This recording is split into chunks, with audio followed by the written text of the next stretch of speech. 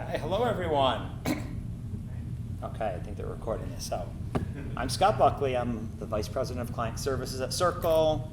This is Kim. I'm Kim Finnerty. I'm a matching specialist at Circle. So, first and foremost, we appreciate you guys coming in to hear more about Circle. So, breakout sessions are done in a lot of different ways. I don't like putting a formal presentation up, so you'll just see the photo of BB-8 for the entire presentation. But what I do want to do is kind of see what questions you have, but I want to kind of give a quick little overview to you. You're going to get a lot of information today, and so I think what I would want if I were you is sort of like, what do I do when? Okay, and so the first thing I want to say, because we're in San Francisco, a lot of employers in San Francisco have employer benefits. If you do not know if you have employer benefits, you should check. And the reason I say that is because depending on the benefits you have, it might change what you have to do. So for example, if you have progeny, you have to stay in network with an IVF clinic. So when you're choosing your IVF clinic, you need to know that up front. Second of all, progeny generally does not cover the cost of a live retrieval from an egg donor. You have to buy frozen eggs from an egg bank, okay? We have a sister company called Every that has an egg bank or live retrievals. And on the egg bank side, the interesting thing is it's the only egg bank that I know of that has known egg donors in a frozen egg bank. So what I mean by known donors is that you have the contact information for the donor. You can keep in touch. If you want to introduce your child in the future, you can do that. If you want to keep in touch to get medical information in the future, you can do that. So the first thing I would suggest to everybody here is know if you have employer benefits so that you know sort of what your options are. Second thing, there's going to be 3 decisions that you have to make. Who is your surrogacy agency? Who is your IVF clinic? And where are you getting your egg donor from? My advice to you would be go in that order. The reason I say that is most agencies, not all, but most agencies will put you on the wait list for a surrogate when you sign on. Believe it or not, there's more people that want to have babies and want to carry babies for other people, okay? Because of that, there's a wait list for surrogates. At Circle, it's usually about a year to wait for a surrogate. So if you go through the process of creating your embryos and, and getting everything lined up, and then you sign on for the surrogate, you spend months finding your clinic and choosing your donor and creating your embryos, and then you still have a year to go. Whereas if you choose the agency up front, you get right on the wait list, then you choose your IVF clinic, then you choose your donor. The other reason I would say make sure you do the IVF clinic second. You need an IVF clinic to match with an egg donor. You need to have your screening done. You need to figure out whether you're a match for a donor so that you can choose the right donor for you. Also, some IVF clinics have egg donor agencies and some do not. So depending on what clinic you choose will depend upon all the different options you have to source your egg donors, okay? So that's just my initial advice to people here is think about the timelines. A lot of people I've been talking to in the expo aren't really ready for a baby yet, but if you are thinking about having a kid in a couple of years, you still might want to think about getting on the wait list now. At Circle, you also lock in the prices, so even if you decide to have your baby a couple of years from now, you can lock in the prices today. Okay, that's the first thing. Next, I want to just kind of quickly walk through the surrogacy journey, sort of like the timeline of that, and then really answer whatever questions you have. So the first thing you're going to do when you sign up with the agency is find your clinic. And so I'm going to let Kim talk a little bit because Kim is a matching specialist, which means when you sign on, we introduce her. She has a call with you, and she'll kind of talk you through matching with your surrogate. Yeah. Thanks, guys. Thanks, Scott. So to start off, I'm a former intended parent, so I've been sitting in your position before. So I take my caseload of my intended parents under my arm tightly, under my wing. But once we have that initial meeting, we'll talk about what you're looking for in your surrogate. Obviously the fewer requirements you have, the easier it is going to be for me to match you. But if there's things that are really important to you, I want to know that up front so we can find that match that's going to stick and be the best match for your journey.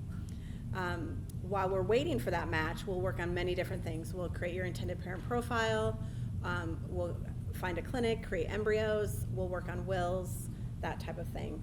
Once we have that match ready for you, I'll send you an email and I'll say, hey guys, I have this match. Here's a few stats about her. Let's hop on a Zoom call and go over her profile together. We find that to be much more beneficial because when we're going over the profile together, if you have questions, I can answer them immediately. We can talk about things that you really like about her. Maybe there's some things that you're like, oh, I don't know if I love that. We want to know that information. Sometimes it's hard to say that, right? You're looking at this person's profile and you're like, well, I don't really know if I like this aspect. I've been in your shoes. I've turned surrogates down. It's okay to tell me that. We want you guys to be comfortable and secure in your match. If that's not the match for you, then we just continue to look, and the same process would happen with the next match. If you decide we like her, and even if you're on the fence about, we think we like her, but we're not 100% sure, always the next step would be to take the Zoom call with the surrogate and her primary support person. So I always recommend to do that. You can look at a piece of paper and read about a person, but until you meet them in person and have a conversation, you don't really have a true vibe for who they are, and also their primary support person and what level of support they're getting from that person. So she will be looking at your profile while you're looking at hers. You both agree to Zoom after the Zoom call. She will talk to her surrogate advisor. You guys will come back to me and talk to me. We'll decide, hey, we want to move forward. If you both agree to that, then we send her medical records to your clinic for a preliminary approval. That can take a couple of weeks. Once we have that back, the match becomes official. You would then leave me after a year. We become very tight usually. A lot of my intended parents don't want to leave me, but they go on to their program coordinator, and they take amazing care. They take amazing care of you over there. That program coordinator will help guide you through the transfer of the embryo, the in-person screening, the entire pregnancy to birth and beyond. So you'll become very close with that program coordinator as well. So that's kind of it in general. And so a couple of quick add-ons there. Number one, she said choose your clinic. Great thing about Men Having Babies events, you can meet a lot of the doctors in person. You can really work with any clinic you want, okay? If you find a clinic in San Francisco, great. It doesn't matter if your clinic's in New York. You have to go to the clinic one time. So don't limit yourself too much, because there's a lot of great clinics that you might have a really good connection with a doctor and they might have a really good program. If you were a heterosexual couple and the wife or the mother was going in for treatment herself, you probably are going to look for a close clinic because you have to go in for multiple appointments. You guys are going to go there one time. So open yourself up, find the right clinic for you. I think really talking to the doctors, seeing what is offered is important.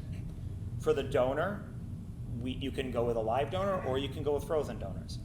It's also important to talk to your doctor about that, because some doctors are really going to push a live retrieval. Some are going to say they're okay with the frozen eggs. But you need to make sure, again, like with the employer benefits, you might be pushed one way or the other. I want to talk quickly about Circle's program and then leave you guys a few minutes for questions. So when you meet with Circle, we do a consultation. The first hour is talking about matching and screening and kind of everything we're doing on that side. The second hour is me talking about insurance, legal, and cost.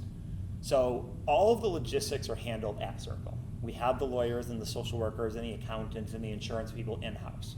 So for insurance, high level, all you guys really need to know is everything for your surrogate is covered in our program, okay? Even other agencies that have fixed fee programs, every one that I've reviewed have limits on that. Whether it's a dollar amount or anything out of network or denied is your responsibility. At Circle, we do not have that limitation. So regardless of how we get insurance for the surrogate, whatever you are responsible for is fully covered in our program. The baby is your responsibility. You need to add the child to your own insurance plan. Usually that's not a big issue. In San Francisco, it sometimes is an issue because Kaiser is in San Francisco. Some people have Kaiser. Kaiser is a very limited network. So we do have to talk about that because a lot of times there might be a better option, because if the baby's not born at a Kaiser facility, you will have some challenges with that. So we can talk through that in a consultation, but just understand our program does not generally cover the baby's expenses. You're going to add the child to your own insurance. You just want to make sure you have out-of-network coverage for that. We will also guide you and handle all of the legal work. There's really 3 things to understand about legal. Number 1, Circle represents you. We don't represent donors, we don't represent surrogates. We can't represent both sides. We can recommend attorneys for those people. We will pay the cost of the surrogate's legal fee, the egg donor's legal fee, but we represent you, not them. Second, the lawyers at Circle are in-house. That's going to be a different model than most agencies. I do not believe that we're going to do a better or a worse job because we are in-house. We do not represent, you against Circle. We represent you against your surrogate in the contract, you against the donor in the contract. But the value to me of the lawyer being at the agency is that you have representation the entire journey. So there are some lawyers that are here today that you could pay to be with you the entire journey. The model for most surrogacy agencies is just to pay a lawyer to draft the contract, and then at the end to pay a lawyer to establish your parentage. At Circle, you'll get assigned a lawyer from start to finish, okay? And then the final thing with legal is just what do you need? You'll probably hear a lot today about different state laws and all of that. Just understand we're not gonna match you with a surrogate in a state that we can't get you as the parents, okay? You will be the legal parents from the very beginning. This is not an adoption where you hope the surrogate agrees. Like, you will be the legal parents. We will only match you in a state that can happen. Most of the time it's going to be pre-birth. We can talk more in a consult about those issues. When we present a profile to you, we can say, okay, your surrogate lives in Nevada. This is how it's going to happen in Nevada. But I wouldn't get too tied up in that we've had more than 3,200 babies born. They've all gone home with their intended parents, okay? You're going to be the parents at the end. I wouldn't get too caught up in that piece yet. The other thing that I'm going to go through in the consult is the cost of everything, and I'm sure that's what everybody wants to know. So the cost of the program at Circle is $168,500. That doesn't matter if you match with one surrogate or 3. That doesn't matter if you do 1 transfer or 7. It doesn't matter if you have a miscarriage or a C-section or your surrogate goes on bed rest for 5 months. It doesn't matter if your surrogate negotiates all sorts of additional amounts in the carrier agreement. Everything is covered in the program, okay? Only things you need in addition to Circle, you need to pay your IVF clinic, and you do need to make sure you have coverage for the newborn. If you want things like her to pump breast milk and ship it to you, that's gonna be extra, okay? And we can make those arrangements, but that would be an add-on. And the one variable cost in this whole thing is the base fee of the surrogate. Understand that women who have been surrogates before will have higher fees. And in the Northeast and around California, we advertise slightly higher fees. So that's the one variable. So the $168,500 doesn't include the IVF. It doesn't include the newborn medical bills. And the base fee of the surrogate can be a little bit more. And if you do need an egg donor, that's a different program. But that's the general cost of everything. Okay. I'm doing okay. I got about 5 minutes to go, 4 minutes to go. So, do you guys have questions? Any questions about anything? Surrogacy general, Circle specifically? Yeah. How does it work if you already have a lawyer? So, if you already have a lawyer, we got to talk about what you're looking for. So, I still think it's usually beneficial to have a lawyer at the agency as well. And our agency fee includes that. So normally we would just work with your lawyer. The parentage at the end is going to be done in the state where the surrogate lives. So if the surrogate, if your lawyer is in California and your surrogate ends up being in Utah, you're going to need separate legal representation there anyways. Whereas, like, let's say your lawyer's admitted in California and we match you with a surrogate in California, you can work with the lawyer you want to work with. We'll actually pay your lawyer for you in our program because it's covered by our program. Good question, though. Other questions? Yeah. Any consideration on frozen eggs? So our tune has changed a lot on fresh versus frozen in the last couple of years. The science has changed a lot. So I sat through a couple of presentations in the last few months about frozen, like looking at the numbers. The freezing and the warming techniques have improved drastically, even in the last few years, where we're just not seeing like the loss of eggs that we used to see. So I think it's a fine choice, but remember a couple of things. With frozen eggs, you are paying more per egg usually.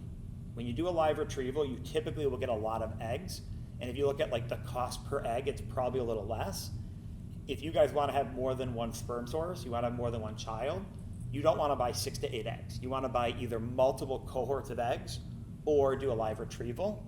So a lot of the doctors are going to push live retrieval because you're going to get a lot more eggs if you're going to fertilize with, some from each of you. But I think from the science perspective, it's changed quite a bit. It used to be that when you warmed the eggs, you lost a lot of the eggs, and that was a concern. And you did see lower success rates. The studies that I've seen the last few months don't indicate the lower rates, but there's still other considerations. And the known donor aspect of it is the other thing that I really we were really concerned about in the past. Like with a frozen egg donor, you didn't have the option to know that person, and I thought that was a really big disadvantage. Now that you at least have that option, my tune has changed a little bit, but again, it's a personal decision based on what you guys want and what your doctor wants. Is the 1685 all up front, or? Good question. No. So when you sign on, we collect about 30% of the total up front. So about $50,000 up front. Everything else is paid after you get matched. And there are people that want to have more than one journey. The other thing, I'm not trying to push this on people, but we do allow you, like let's say you know you want 2 kids. You can sign on up front for 2 kids. You get a discount on the second journey, but the biggest advantage, number one, you get on the wait list now for twice. So when you're ready for that second one, you're at the top of the list, and you lock in the prices. So even if you're doing this in 2028 for your second journey, it's the 2024 prices with a discount in 2028. And you pay about 30% of it up front. So you pay, with the discount, you pay about $40,000, and then you lock in the prices for as long as you want. Okay, 1 minute left. Go ahead. I have a question on progeny. Yes. Can you use those benefits if you want to use fresh eggs? So with most employers, no. Okay.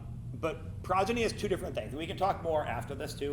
We're in the expo hall, but progeny has smart cycles and then sometimes a reimbursement. A reimbursement can be used for just about anything. Yeah.